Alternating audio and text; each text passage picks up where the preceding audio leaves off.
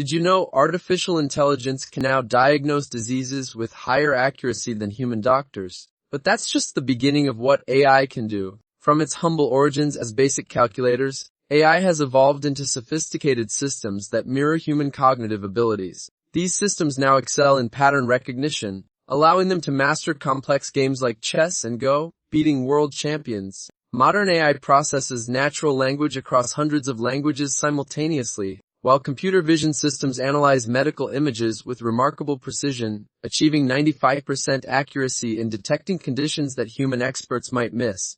The true power of AI lies in its dual nature. While some systems specialize in specific tasks like medical diagnosis or language translation, others demonstrate broader intelligence, combining multiple capabilities. This versatility enables AI to tackle increasingly complex challenges, from autonomous driving to scientific research, fundamentally transforming how we approach problem solving. What aspects of human intelligence do you think will remain uniquely human as AI continues to evolve?